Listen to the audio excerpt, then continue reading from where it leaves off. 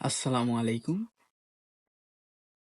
সুপ্রিয় দর্শক শ্রোতা, আমি এখন আপনাদেরকে একটি ব্যর্থতার গল্প শোনাবো। রংপুর রাইডার্স। রংপুর রাইডার্স খুব হতাশায় আছে বর্তমান। আজকে রাতে চট্টগ্রাম এবং বরিশালের যে খেলাটি হয়েছে,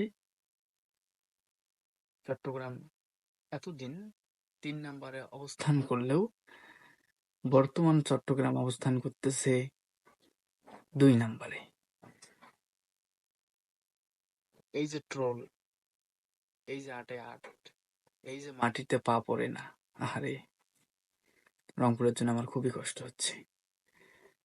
এতটাই কষ্ট হচ্ছে যে তারা প্লে অফে আর ২টি ম্যাচ খেলার সুযোগ পাচ্ছে না।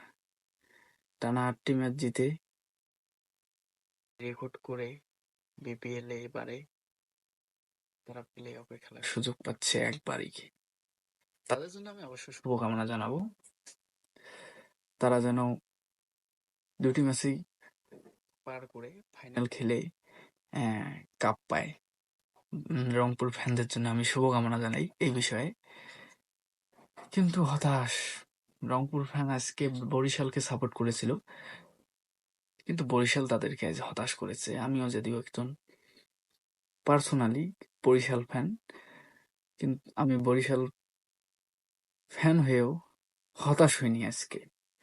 কেননা যাদের পা মাটিতে পড়ে না, আমি তাদের বিপক্ষে সবসময়।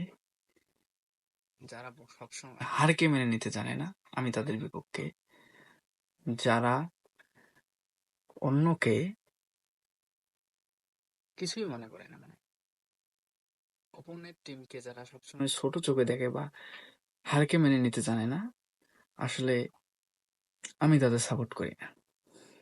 তারা টানা ৮টি জিতুক, অথবা প্রথম থেকে শেষ অবধি কাপ নেওয়া অবধি টানা জিতুক, তারপরও আমি তাদেরকে সাপোর্ট করি না।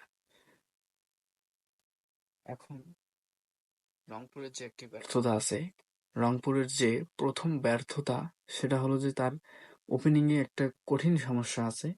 তার জন্য তারা টিম ডেভিড এবং ওয়ার্নারকে দলে ভিড়িয়েছে। আসলে আমি তাদের শুভকামনা জানাবো, কেননা ইতিমধ্যেই টিম ডেভিড চলে এসেছেন এবং রংপুরের হয়ে তিনি প্লে অফে খেলবেন। এই যে একটা ব্যর্থতা রংপুরের, আমি আসলে কি বলবো, আসলে খুবই দুঃখজনক। কেননা কোনো টিম টানা ৮টি জেতার পর টানা ৪টি যখন হারে, তখন তাদের জন্য আসলে সমবেদনা জানা ছাড়া আর কিছু থাকে না।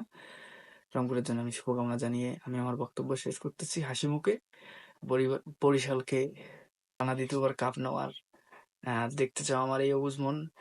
সবকিছু বক্তব্য সংক্ষিপ্ত করে রেখে আমি আমার বক্তব্য শেষ করতেছি। ধন্যবাদ। আল্লাহ হাফেজ।